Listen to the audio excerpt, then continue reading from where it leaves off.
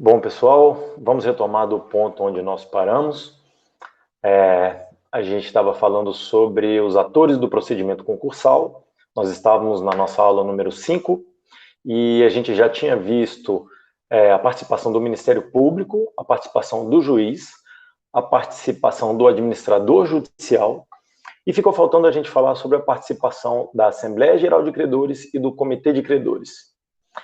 Bom, sobre a Assembleia Geral de Credores, vocês devem ter visto nos manuais ou nos livros que vocês escolheram para ler, que a Assembleia Geral de Credores é um organismo novo. Ela não existia no procedimento regido pelo Decreto-Lei número 7661 de 1945. E é um órgão não apenas novo, mas com bastantes poderes dentro do procedimento concursal. Vamos traçar um histórico em relação à participação e manifestação dos credores no procedimento concursal. Normalmente, os credores podem se manifestar quando eles são solicitados. É claro que eles podem, de ofício, se eles tiverem algum interesse, oficiar ao juiz, por exemplo, ou procurar o administrador judicial e manifestar algum interesse que eles eventualmente tenham, de um ponto de vista individual. Cada um dizendo, olha, eu tenho tal questão, gostaria de apresentar, discutir. Tem a fase em que os credores podem apresentar os seus créditos, nós vamos ver na sequência dessa aula, que é a fase de habilitação de créditos.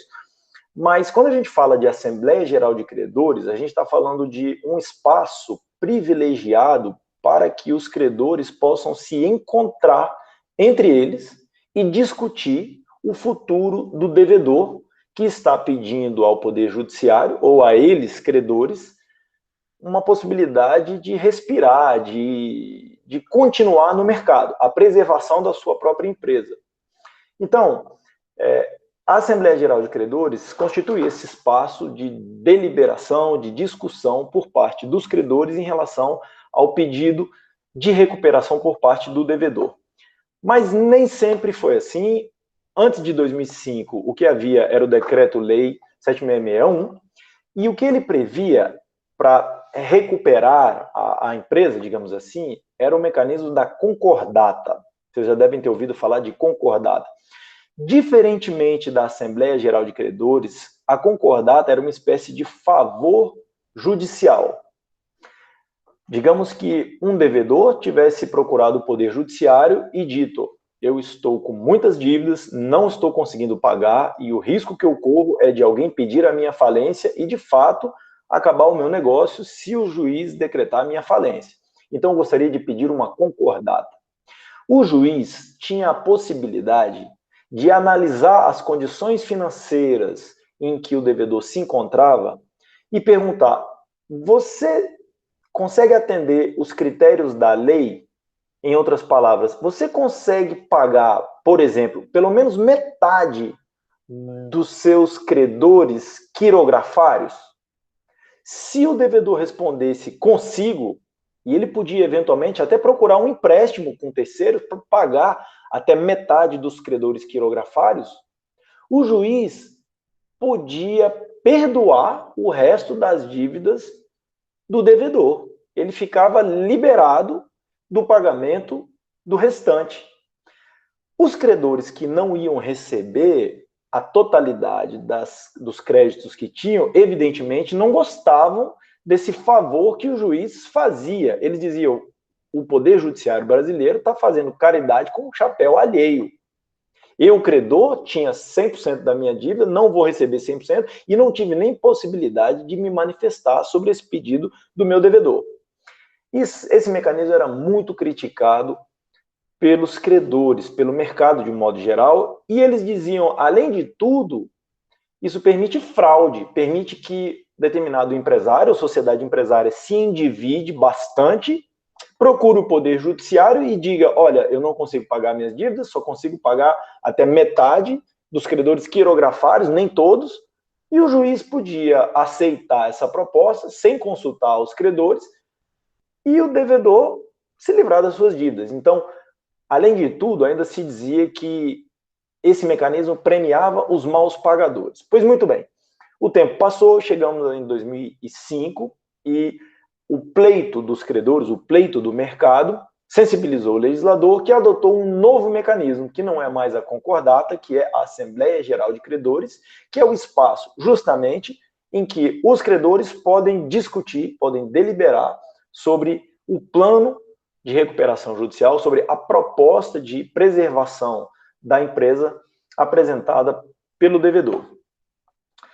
É um modelo novo, mas é um modelo também liberal, que privilegia a decisão do mercado em detrimento da decisão do juiz. Nesse sentido, a adoção desse mecanismo de Assembleia Geral de Credores corresponde a uma filosofia, uma ideologia de cunho mais liberal, que diz: quem decide são os credores.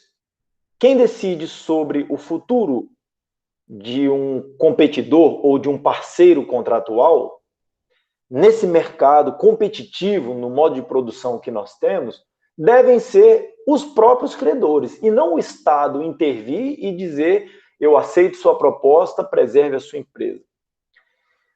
Esse modelo liberal, que prevê a redução da participação dos atores estatais, nós já vimos em relação à participação do Ministério Público, nós já vimos em relação à participação do juiz. Normalmente se diz que esse modelo de Assembleia Geral de Credores promove uma espécie de mutualização das responsabilidades. O que é que significa isso? Significa que todos são responsáveis pelo futuro da atividade do devedor.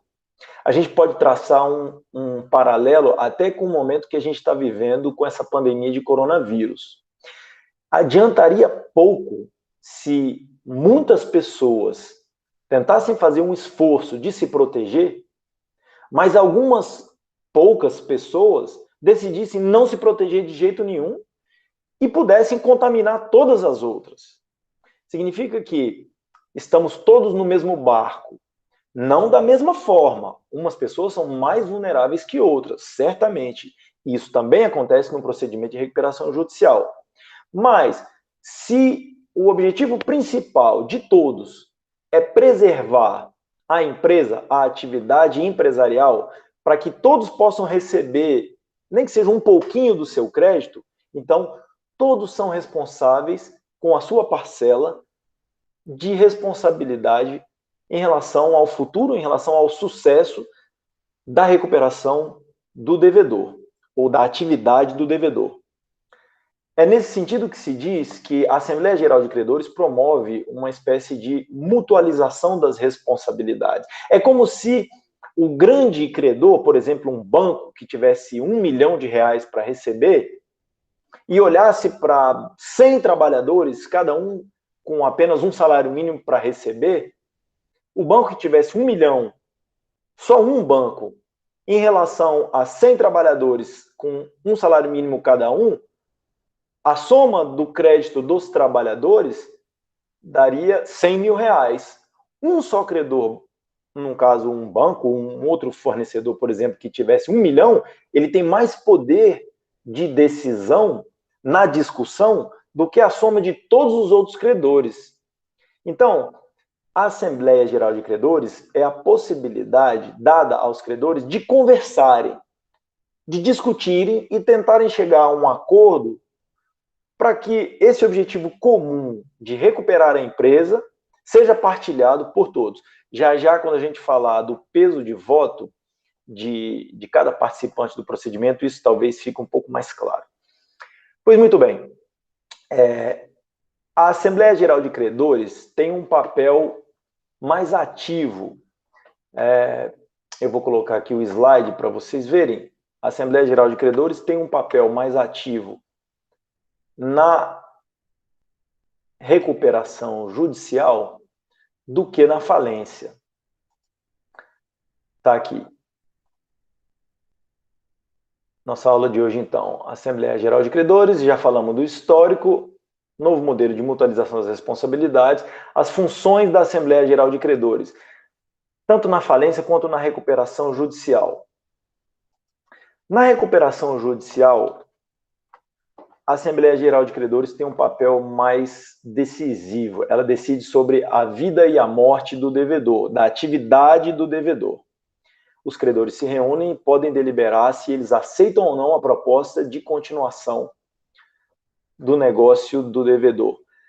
Ou seja, eles podem alterar, eles podem fazer proposta de alteração, eles podem deliberar sobre o plano de recuperação judicial e eles podem decidir, inclusive, rejeitar o plano proposto pelo devedor. Se eles rejeitarem, isso implica que o juiz tem que decretar a falência do devedor. Ele estava tentando se recuperar, mas consultou os seus credores e os credores disseram, não aceitamos, então ele está falido.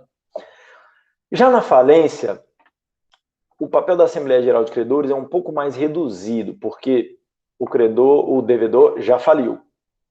Então, eu diria que a principal função da Assembleia Geral de Credores no procedimento concursal, num procedimento de falência, na verdade, decidir sobre a alienação alternativa dos ativos do devedor. A gente vai estudar mais à frente do curso, quando formos falar de falência, que o legislador resolveu positivar na lei algumas modalidades e algumas formas preferenciais e específicas pelas quais o juiz pode vender os bens do devedor para pegar o dinheiro e pagar os credores. O juiz, por exemplo, pode convocar um leilão, ele pode convocar um pregão, ele pode fazer um procedimento por propostas fechadas. Ou seja, o legislador colocou lá as modalidades e as formas que o juiz deve preferir para liquidar o ativo do devedor, para vender os bens que ele tem, pegar o dinheiro e pagar aos credores. Mas digamos que surge uma necessidade de vender alguns bens urgentemente. Vou dar um exemplo. Você tem um grande vendedor, um empresário de bens perecíveis, um grande frigorífico, por exemplo, vende carne. E lá nos seus estoques, ele tinha 5.000 toneladas de carne. E a empresa faliu, o juiz decretou a falência, e agora precisa de vender o estoque, que são os bens que o devedor tinha, para poder pagar os credores. Chega um credor ou um terceiro e diz para o administrador judicial, ou para algum credor, ou para o juiz, olha, eu soube que tem aí 5.000 toneladas de carne no estoque do devedor que está falido. Essa carne normalmente seria vendida por 5 milhões de reais, sei lá, por exemplo, ou 20 milhões de reais, em tempos normais, mas agora o empresário está falido. Eu ofereço 1 milhão de reais por essa carne todinha, para arrematar tudo agora. O juiz, tendo conhecimento disso, o administrador judicial tendo conhecimento disso, e se julgar que isso pode ser benéfico para os credores, ele pode convocar a Assembleia Geral de Credores para que os credores decidam. Olha só, a gente normalmente venderia num procedimento que é lento, que é um pouco demorado, os bens que o devedor tem para pagar os credores. Mas a carne que está no estoque, ela é perecível. E se a gente não conseguir vender essa carne rápido, ela pode estragar e perder esse estoque.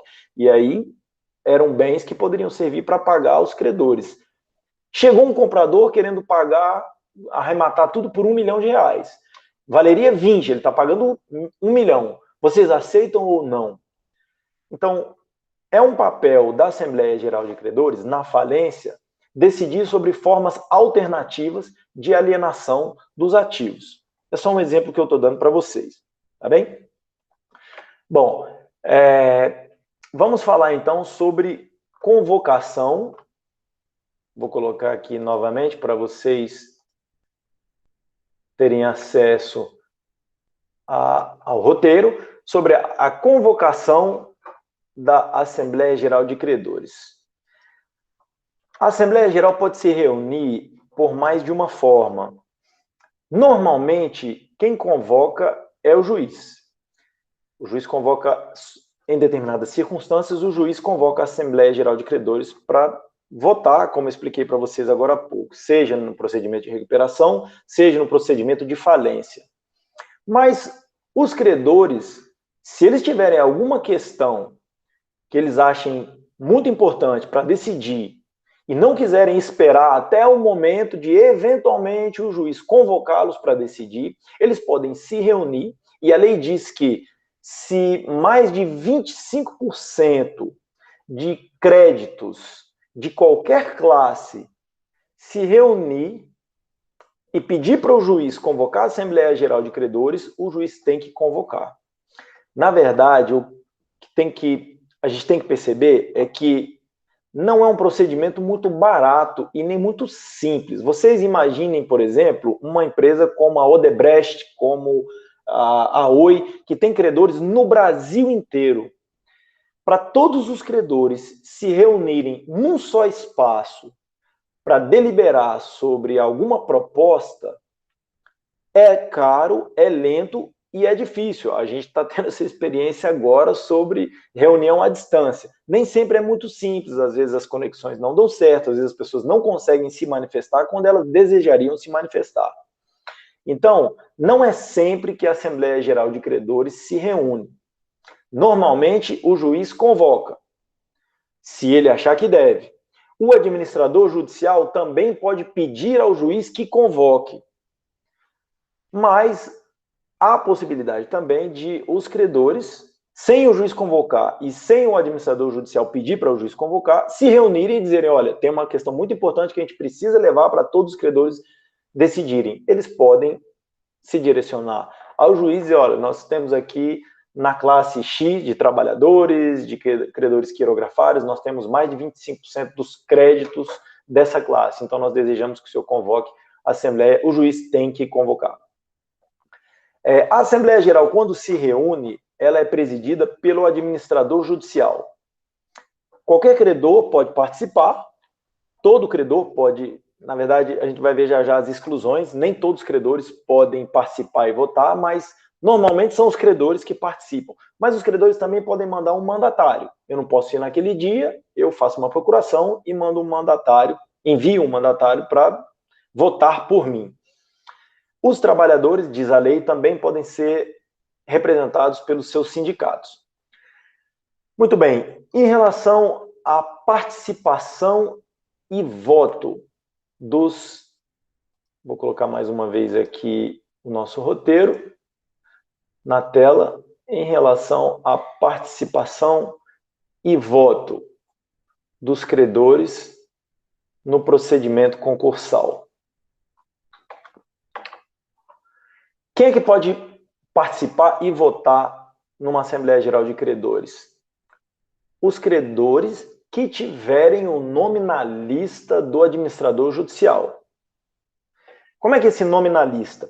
Quando começa o procedimento concursal, seja na recuperação judicial, seja na falência, um dos primeiros procedimentos a cumprir é o fornecimento de uma lista dos credores pelo próprio devedor. Quando o empresário, uma sociedade empresária, está passando por dificuldade, vai ao Poder Judiciário e pede ao juiz a recuperação judicial, ele já tem que fornecer ao juiz a lista dos credores que ele tem. Além disso, o administrador judicial nomeado pelo juiz tem que ir atrás dos documentos do devedor para verificar se alguém ficou de fora, para mandar uma cartinha para o determinado credor, olha, você também tem que participar, envia aí os seus dados, qual o valor do seu crédito, porque eu vi aqui na documentação do devedor que você teve alguma relação contratual ou de alguma outra forma com ele e tem um crédito para receber. Além dessa verificação, ainda tem um procedimento de habilitação dos créditos, que é um período temporal em que o juiz dá aos credores a possibilidade de se manifestar para dizer, olha, eu não estou na lista aí que divulgaram, mas eu tenho um título, eu tenho crédito para receber, coloca o meu nome na lista aí, por favor. Então, normalmente, quando a Assembleia está convocada, quem pode participar e votar são pessoas que têm o nome na lista do administrador judicial. Também podem participar credores, embora não tenham o nome na lista, que tenham sido objeto de uma reserva judicial feita por um juiz. Vocês devem se lembrar, no caso de quem tem crédito por obrigação ilíquida e credores trabalhadores, que enquanto o valor do crédito deles não é apurado, não é líquido e certo, enquanto eles estão discutindo em outra instância judicial qual é o valor do seu crédito, O juiz que está decidindo a causa pode oficiar ao juízo universal e dizer, olha, chegou um trabalhador aqui dizendo que ele tem 50 mil reais para receber. Está parecendo verossímil a alegação dele de ter 50 mil reais para receber. Então, determino que se reserve aí no procedimento concursal a reserva de 50 mil reais para efeitos de votação. Então, o trabalhador chega lá na Assembleia e diz, ó, eu estou aqui com a cartinha do juiz, com o ofício do juiz, eu posso votar no limite de 50 mil reais. Então, esses trabalhadores, esses outros credores que têm reserva judicial também podem participar da Assembleia Geral de Credores. Quem é que não pode participar? Quem é que não vota numa Assembleia Geral de Credores? A lei diz, em primeiro lugar, a Fazenda Pública está excluída dos procedimentos de votação, porque nós já vimos, ela é excluída do procedimento concursal. Ela tem uma espécie de privilégio. Ela pode passar por fora. Ela não precisa de esperar o procedimento concursal para receber o seu crédito. A execução fiscal continua, com algumas reservas, a gente viu também, mas a regra geral é de que a Fazenda Pública não participa do procedimento concursal, então ela não tem por que votar e nem participar de uma Assembleia Geral de Credores. A lei também fala que estão excluídos da Assembleia Geral de Credores, da possibilidade de participar e votar, credores com direito de propriedade. A gente falou de alienação fiduciária em garantia, a gente falou de venda com reserva de domínio, a gente falou de arrendamento mercantil, de leasing, ou seja, qualquer credor que tenha dinheiro para receber do devedor, não recebeu, mas tem uma garantia constituída na propriedade de um bem, a gente viu que esse credor pode simplesmente pedir ao juiz a restituição desse bem. Então, ele não participa da Assembleia Geral de Credores, por determinação do legislador.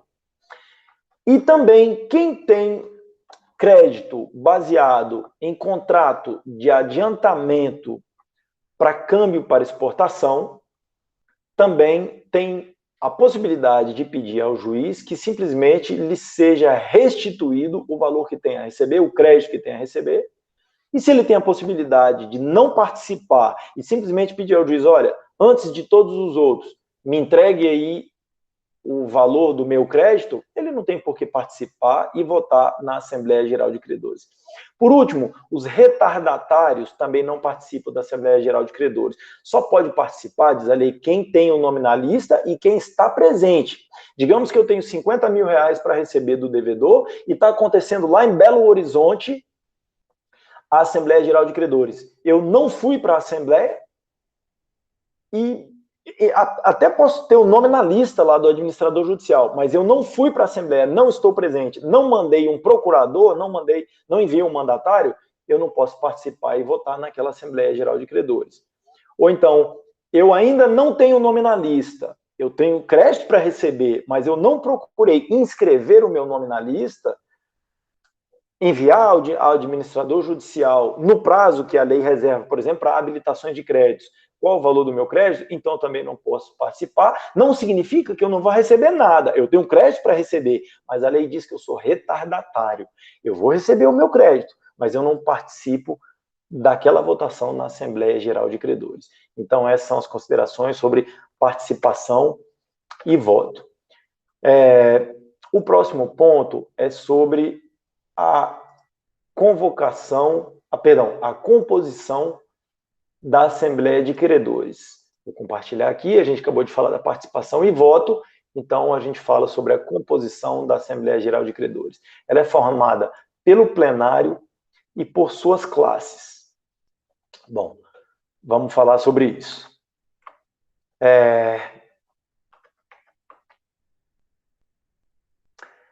A Assembleia Geral de Credores tem duas composições principais. O plenário decide quaisquer questões de interesse dos credores. Qualquer que seja o motivo, se for de interesse dos credores, discutir sobre a venda com urgência de determinados bens, decidir sobre um pedido de venda de uma filial que o devedor está pedindo para o juiz vender uma filial, para vender uma parte dos ativos, do ativo permanente, por exemplo, um caminhão, um prédio, ou seja, qualquer questão que seja do interesse dos credores pode ser debatida no plenário. Agora, para votar o plano de recuperação judicial, a proposta do devedor para recuperar a sua empresa, a votação não se faz no plenário. No plenário, vota todo mundo junto. Quando o administrador judicial coloca em votação determinada proposta, ele diz, levanta a mão quem está de acordo. E aí está todo mundo presente, ele conta os votos das pessoas que levantaram a mão. É uma votação de plenário. Só que, para votar o plano de recuperação judicial, o legislador resolveu não misturar todo mundo. Porque ele sabe que, embora todos sejam credores e todos tenham interesse em receber o valor de um crédito individual e específico, o legislador sabe, e a prática demonstra, que nem todos os credores têm o mesmo poder de barganha. Então, imaginem vocês que começou um procedimento concursal, seja de falência, seja de recuperação judicial.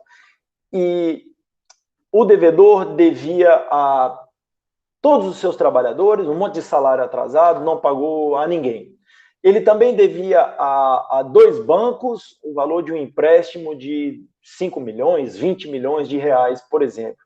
Ele também não pagou os seus fornecedores de metal, de móveis, de comida, seja lá qual for o negócio do devedor, ele não pagou também aos seus fornecedores.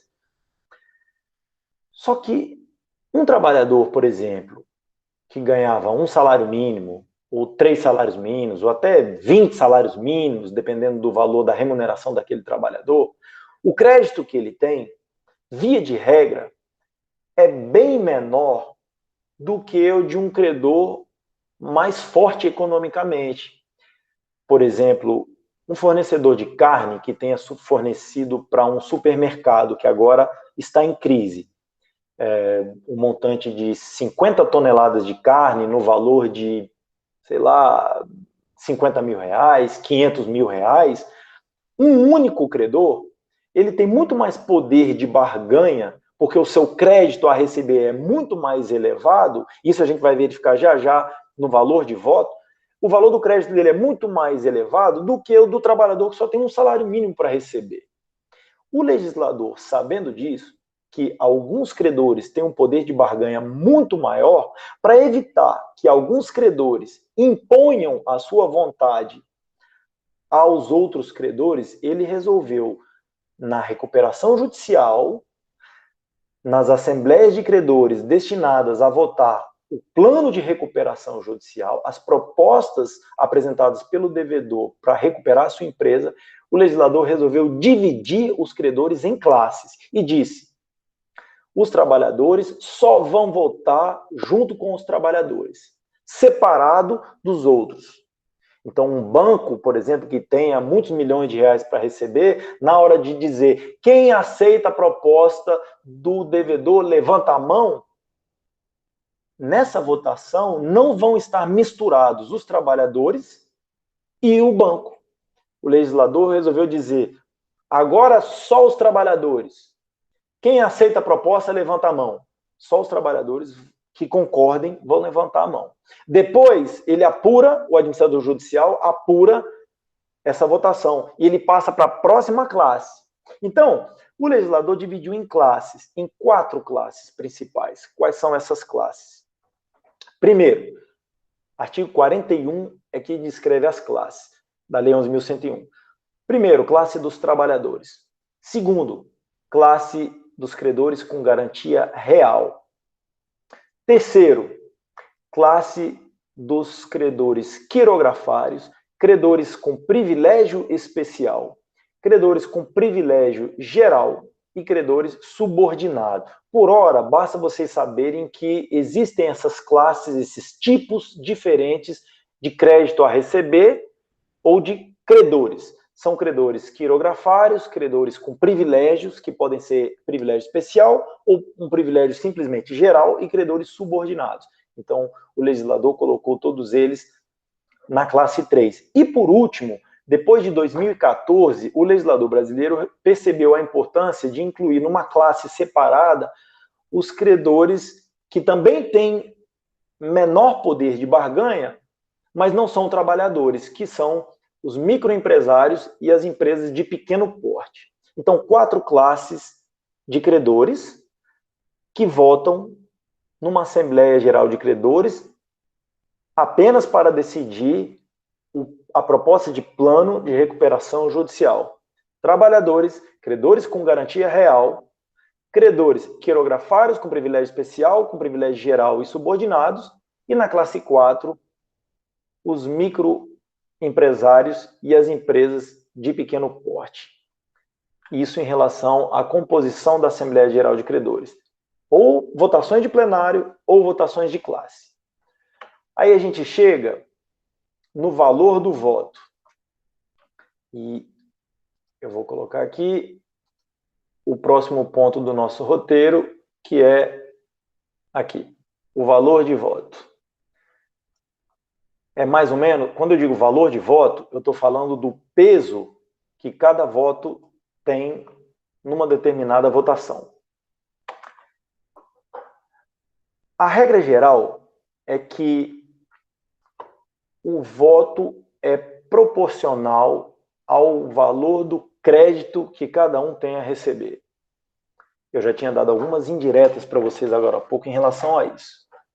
A regra geral, que está no artigo 38 da lei, é: se um devedor tem 50 credores, cada um deles tem um valor diferente de crédito a receber. Um tem R$1.000, o outro tem 2.000, o outro tem 5.000, o outro tem 1 milhão, o outro tem 20 milhões. A regra geral é: isso é o que prevalece nas votações do plenário. Cada credor, o peso do voto de cada credor é correspondente ao crédito que tem a receber. Certo? Então, numa votação de plenário, onde estejam todos os credores presentes, indistintamente, está misturado todo mundo, trabalhador com fornecedor de alimentos, ou de metais, ou de imóveis, ou de qualquer outra mercadoria. São credores do devedor. E bancos, enfim, todos os tipos diferentes de credores reunidos, a regra geral é, na hora que o administrador judicial perguntar quem concorda com essa proposta, levanta a mão, a apuração desse voto se faz pelo peso que cada voto tem. E o peso do voto, como regra geral, é o valor do crédito de cada um. O que significa que, em conclusão, se eu tenho R$1 milhão para receber e levanto a mão, e o meu colega aqui, credor, tem um salário mínimo para receber e ele não levanta a mão, o meu voto tem mais peso do que o voto dele. Certo? Essa é a regra geral. O legislador ainda resolveu limitar essa regra nas classes. Ele disse o seguinte: os trabalhadores só votam na classe de trabalhadores.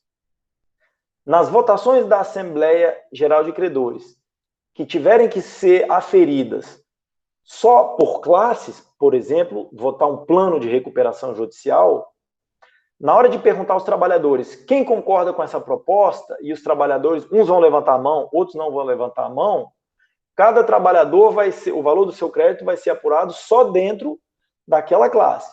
Mas, nas votações em que tiver que aferir o valor do voto na classe dos credores com garantia real, o legislador resolveu colocar uma limitação do valor de voto. Ele disse o seguinte: quem está na classe número 2, que é a classe dos credores com garantia real, tem uma espécie de privilégio em relação aos outros credores, que é o fato de ter uma garantia. Exemplo, eu sou um banqueiro, sou gerente de um banco, e eu recebi na minha agência um empresário, que agora é o nosso devedor, e que tinha me pedido um ano atrás um empréstimo no valor de R$50 mil. Ele disse que queria R$50 mil para comprar uma máquina. E eu perguntei se ele tinha alguma garantia a dar, ele falou que não. Eu falei, olha, então a garantia vai ser essa máquina. Essa máquina vai ficar empenhada. Garantia pignoratícia, direito das coisas, vocês já viram. Então, a máquina vai ficar empenhada como garantia do pagamento da dívida de 50 mil reais. Muito bem, no momento em que eu emprestei o dinheiro para o devedor, ele foi lá e comprou a máquina e está usando a máquina, o valor de mercado da máquina já caiu, já não vale mais 50 mil reais, digamos que 6 meses depois ela esteja valendo só 40 mil reais. Aqui na participação da Assembleia Geral de Credores, desse credor que tem uma garantia real, o legislador disse: eu, que sou o banco, tenho um valor de crédito a receber de 50 mil reais. Digamos que eu emprestei os 50 mil e o devedor não me pagou praticamente nada e já foi pedir a recuperação judicial. Então, o valor do meu crédito é 50 mil reais. Mas na hora de uma votação, eu voto na classe número 2 dos credores com garantia real. Mas o legislador resolveu limitar o valor do meu voto ao valor do bem. O crédito que eu tenho a receber é 50 mil reais, mas quanto é que vale hoje, na data em que está sendo votado o plano de recuperação judicial, por exemplo, a garantia, o bem que foi dado em garantia? 40 mil. Então o legislador disse: eu, como credor com garantia real, só vou votar na classe número 2 com valor de 40 mil reais. Quando o administrador judicial perguntar quem é a favor, levanta a mão, e eu levantar, na hora de apurar qual o valor do meu crédito, só vai valer 40 mil reais. Mas e os outros 10? O legislador disse: eu vou votar novamente em outra classe, na classe dos quirografários, pelo valor da diferença. Então, até 40 mil, o meu voto vai prevalecer na minha classe de credor com garantia real. Na hora de o administrador judicial perguntar, e na classe dos quirografários, quem é favorável, levanta a mão. Eu também vou levantar a mão, eu vou participar, mas só com o valor de 10 mil reais, que é a diferença entre o meu crédito de 50 mil e o valor do bem, que agora só está valendo 40 mil. Certo? Então, isso em relação ao valor de cada voto. O próximo ponto, e último ponto, talvez o mais importante deles, é a apuração do quórum de deliberação, ou seja, qual é o valor de cada voto para obter a aprovação de uma proposta apresentada na Assembleia Geral de Credores. Vou colocar aqui por último, então, o nosso roteiro para vocês verem que a gente vai falar da apuração do quórum de deliberação nas votações em Assembleia Geral de Credores. E a gente vai ver que tem uma regra geral e tem as suas exceções. Bom, a regra geral, que está inscrita no artigo 42 da Lei 11.101, é a regra de plenário. A gente viu a regra do valor de voto, que está no artigo 38 da lei, que é o valor de cada voto, como regra geral, se mede pelo valor do crédito que cada um tem a receber. Tem as suas limitações. Mas agora estamos todos reunidos na Assembleia Geral de Credores e o administrador judicial apresentou uma proposta que pode ser, por exemplo, a venda alternativa de um ativo do devedor para poder saldar os créditos. Uma votação urgente, por exemplo. Uma votação de plenário. A regra geral é para verificar se uma proposta apresentada foi aprovada, a aferição da votação tem que ser mais de 50% dos créditos presentes. Essa é a regra geral. Então, exemplo, estamos todos reunidos em assembleia para votar a alienação de 50 toneladas de carne que estão no frigorífico e que vão se deteriorar daqui a uma semana. Apareceu alguém querendo comprar e ofereceu R$1 milhão. O juiz convocou a Assembleia Geral de Credores e perguntou: administrador judicial, vê aí se o pessoal aceita essa proposta de urgência de vender por R$1 milhão todo o estoque de carne que o devedor tem. Essa votação em plenário, em que todos os credores são misturados, que não é votado por classes, para saber se a proposta foi aprovada, se vai vender por R$1 milhão, o administrador judicial diz: quem é favorável, levanta a mão. Aqueles que forem favoráveis vão levantar a mão e o administrador judicial vai verificar qual é o valor do crédito de cada um que levantou a mão. Se o valor do crédito, somados todos os credores que levantaram a mão, corresponder a mais de 50% do valor total de créditos de quem estava presente naquela votação, não é o valor total de créditos de todos os credores que existem daquele devedor, mas o valor total dos créditos de quem estava presente na hora da votação, se der mais de 50%, aquela votação, aquela proposta foi aprovada. Certo? Então, a regra geral é, nas votações de plenário, se mais de 50% dos créditos forem favoráveis à proposta, dos créditos que estejam presentes naquela Assembleia, forem favoráveis, a proposta está aprovada. Essa é a regra geral. As exceções a essa regra são duas. Primeiro, na falência. Segundo, na recuperação judicial.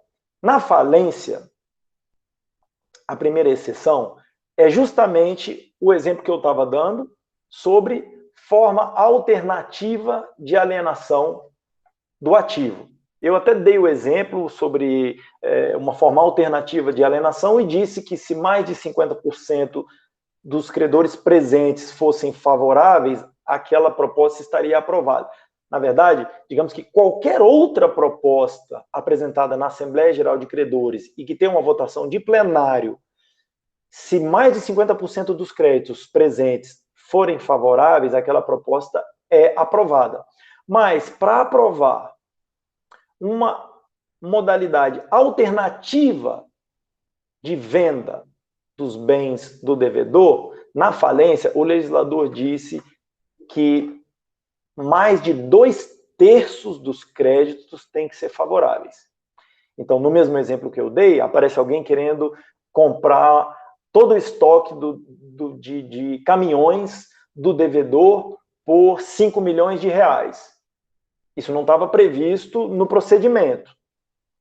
Mas chegou uma medida de urgência, alguém fez uma proposta que pode ser vantajosa para os credores. O juiz convocou e disse, olha, votem essa proposta alternativa de venda dos ativos do devedor. Para que essa proposta seja aprovada, mais de 2/3, ou seja, 66,66666, uma dízima, dos credores, dos créditos que estiverem presentes na Assembleia tem que ser favoráveis para que se considere essa proposta aprovada. Essa é uma exceção àquela regra de que basta mais de 50% dos créditos. A segunda exceção é em relação ao plano de recuperação judicial. A gente já viu que para votar o plano de recuperação judicial, o administrador judicial tem que separar os credores em classes. São 4 classes. E ele verifica se a proposta foi aprovada em cada uma das classes diferentemente. Primeiro ele pergunta, só os trabalhadores, quem é favorável, levanta a mão. Só os credores com garantia real, quem é favorável, levanta a mão. Só os credores da classe 3, só os credores da classe 4, que são os microempresários e as empresas de pequeno porte. Dentro de cada classe, o legislador resolveu colocar um critério diferente para verificar se uma proposta foi aprovada ou não. O legislador diz o seguinte, em 2 das classes que têm menor poder de barganha, ou seja, classe 1, trabalhadores, e classe 4, microempresários e empresas de pequeno porte, que normalmente têm menos créditos para receber e têm menor poder de barganha, porque o crédito deles é pequenininho, normalmente é pequenininho, em relação a outros tipos de credores, o legislador resolveu dizer o seguinte, vamos procurar uma forma de proteger os credores dentro daquela classe. Os trabalhadores têm créditos que normalmente têm caráter alimentar. É o trabalhador que pode ser um faxineiro, pode ser uma faxineira, pode ser uma secretária, pode ser até um gerente, pode ser um supervisor, todos eles normalmente são considerados trabalhadores. Só que o legislador sabe que nem todo trabalhador ganha a mesma quantia, o mesmo salário.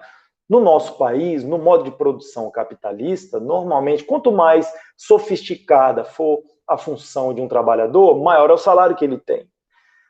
Então, normalmente, quem trabalha com serviços gerais, limpeza, por exemplo, recebe um salário mínimo. Um gerente ganha 5 salários mínimos, ganha 10 salários mínimos. Um executivo, um diretor de uma empresa, ganha, por exemplo, até 100 mil reais, 50 mil reais.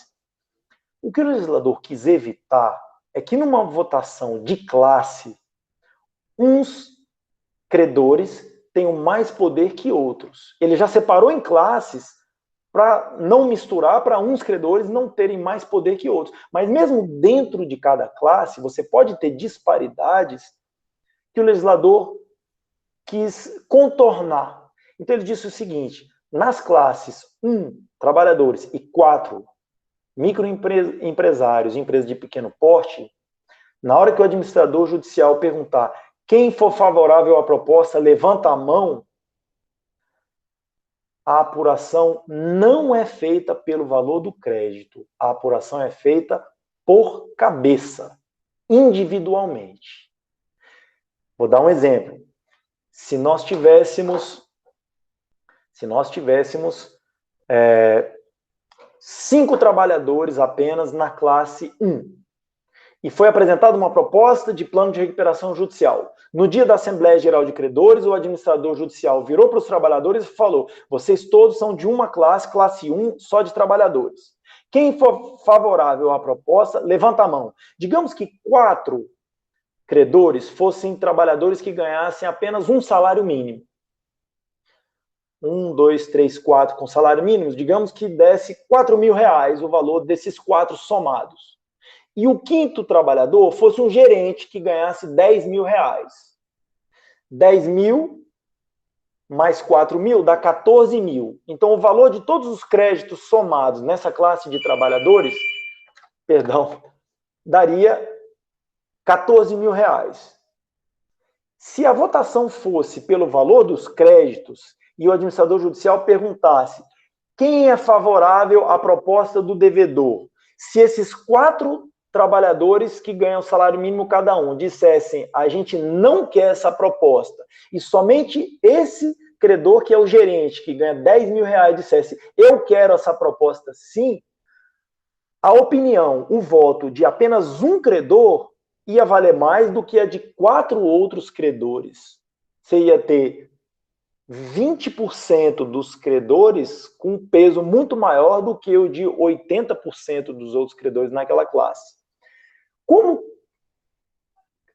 o crédito trabalhista tem caráter alimentar, o legislador resolveu evitar isso e disse: não, na classe de trabalhadores e na classe de credores, microempresários e empresas de pequeno porte, a votação vai se fazer por cabeça. Então, numa votação em que o administrador judicial perguntasse: muito bem, vocês são 5, 4 trabalhadores de serviços gerais e um gerente. Quem é favorável, levanta a mão. Se apenas o gerente levantasse a mão, ele perdeu. Ficaria 4 contra 1.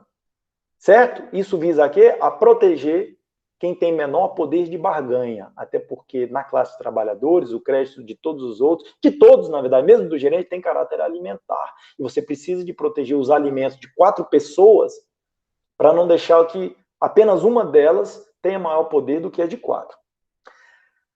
Isso nas votações de classe, nas classes 1 e 4. Já nas classes 2 e 3, ou seja, classes de garantia, credores com garantia real e credores quirografários, que é a classe 3, quirografários com privilégio especial, com privilégio geral e credores subordinados, com créditos subordinados, o legislador resolveu colocar um duplo critério. Quando o administrador judicial perguntar quem é favorável, levanta a mão, na hora de contar os votos, não só o administrador judicial vai ter que verificar se teve uma maioria de pessoas presentes, e se o primeiro critério é de credores presentes, pessoas presentes, ou seja, por cabeça, ele vai dizer quem for favorável. Se 4 abaixarem a mão e um só levantar a mão, esse critério não foi satisfeito. A proposta do devedor foi rejeitada naquela classe.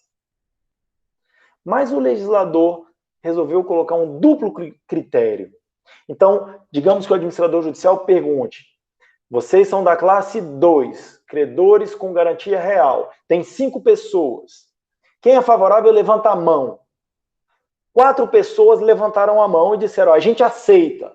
Uma pessoa disse: eu não aceito. A proposta foi aprovada. Deu 4 contra 1. Certo? 80% aprovaram, 20% rejeitou. Então, por esse critério de pessoas presentes, nessa classe 2, a proposta foi aprovada. Mas o legislador disse que a verificação nas classes 2 e 3 tem que ser cumulativa. Significa que o administrador judicial tem que fazer uma dupla verificação. 4 levantaram a mão e disseram: a gente aceita. Um não levantou a mão, rejeitou. Pelo primeiro critério, por cabeça, está aprovada a proposta. Mas o administrador judicial ainda tem que verificar o valor dos créditos. Então ele vai dizer assim: muito bem, quem levantou a mão, qual é o valor do seu crédito? Esse aqui diz: eu tenho R$1.000 para receber. E esse, R$1.000 para receber. E esse, R$1.000. E esse, R$1.000. Somados todos, dá R$4.000. E você que rejeitou o plano, qual o seu crédito? Ele olha lá na verificação dele e diz: ah, esse que rejeitou tinha R$100.000 para receber. Se a gente somar todos os créditos dessa classe, a gente tem 100, 1, 2, 3, 4, R$104.000. Um só credor tem R$100.000.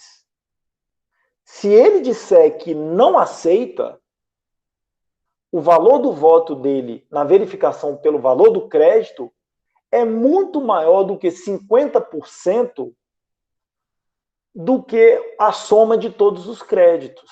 100.000 é muito mais do que metade dos 104.000. Então, essa proposta foi rejeitada. Repetindo, na classe 2 e na classe 3, o critério que o legislador resolveu colocar é duplo. Não apenas a proposta tem que ser aprovada por mais da metade das pessoas presentes, mas ela tem que ser aprovada por mais da metade dos créditos presentes. Cumulativamente, os 2 critérios têm que estar atendidos. Se eles não forem atendidos, naquela classe, a proposta foi rejeitada. Como são 4 classes, a gente vai ver depois quantas classes aprovaram, quantas classes rejeitaram. Dependendo de quantas classes aprovaram e quantas rejeitaram, aquele credor pode ter o seu plano aprovado, vai continuar existindo no mercado, ou a sua proposta foi rejeitada e o juiz vai decretar a falência daquele credor. Certo? Eu vou abrir para perguntas, vocês vão poder tirar as dúvidas de vocês. O último ponto que eu queria discutir, e até eu diria rapidamente com vocês, é sobre o Comitê de Credores. Está aqui no nosso roteiro de estudos, o Comitê de Credores. O Comitê de Credores é um órgão da Assembleia Geral de Credores que nem sempre vai funcionar, que nem sempre vai existir. Ele é de funcionamento, digamos, facultativo. O Comitê de Credores é nada mais que os representantes dos credores de cada classe. Vocês imaginem uma assembleia de uma Oi, de uma Andrade Gutierrez, de uma OAS ou de uma Odebrecht, por exemplo, que tem, sei lá, 5.000 credores, 20.000 credores espalhados pelo Brasil inteiro. É muito difícil você ter o voto, a opinião de cada um deles sempre. Então, o Comitê de Credores nada mais é do que cada classe se reúne e propõe uma votação para eleger um representante. O Comitê de Credores, então, vai ser um representante de cada classe nas votações que tiver. O Comitê de Credores pode designar, a Assembleia Geral de Credores, cada classe pode designar que o representante fale por todo o resto da classe. Um outro papel importante do Comitê de Credores é a fiscalização das atividades, não só do administrador judicial, os representantes dos credores em cada classe verifica se o administrador judicial está trabalhando direitinho, e eles podem, inclusive, denunciar ao juiz alguma falha, alguma negligência do administrador judicial, e eles também têm um papel que eu diria que é o principal, que é verificar a atividade do devedor. Se você tem 4 classes e elas elegem cada uma o seu representante, aquele representante fica encarregado de verificar periodicamente se o devedor está cumprindo com as promessas que fez no seu plano de recuperação judicial, se esse plano tiver sido aprovado, por exemplo. Tá? Eu diria que, em relação a tudo isso que eu falei para vocês, esses detalhes todos são importantes para vocês saberem, está nos livros que eu indiquei para vocês lerem, eles caem em prova de concurso, eles caem em prova da OAB, eles caem em prova do ENAD, e vocês precisam de saber. Numa avaliação minha, eu não colocaria, por exemplo, uma seguinte pergunta: qual é a porcentagem de votos necessários para aprovar um plano de recuperação judicial numa classe número 2 de credores com garantia real? Aí a resposta correta, eventualmente, seria 2 critérios, teria que, numa votação do plano de recuperação judicial, por exemplo, teria que ter mais de 50% dos créditos favoráveis e teria que ter mais de 50% dos credores presentes na Assembleia para ser aprovado. Isso é um detalhe que está na lei, que vocês, se algum dia trabalharem com isso, que se forem defender alguém num procedimento de recuperação judicial, a prática já mostra isso para vocês. Isso é um detalhe. O detalhe está na lei e vocês podem consultar a lei se vocês tiverem necessidade ou interesse. Eu não colocaria isso numa avaliação minha. Mais importante, na minha opinião, é vocês entenderem questões de cunho mais geral. Por exemplo, por que tem classes diferentes? Por que o legislador resolveu adotar critérios diferentes para cada classe? Não qual é o critério em si, mas por que tem critérios diferentes? É para proteger determinado credor em relação a outros tipos de credores. Entendem? São essas questões mais gerais que são importantes para mim.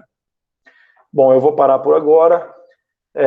Já falei com muito detalhe e vou abrir para perguntas. Vamos lá, as perguntas.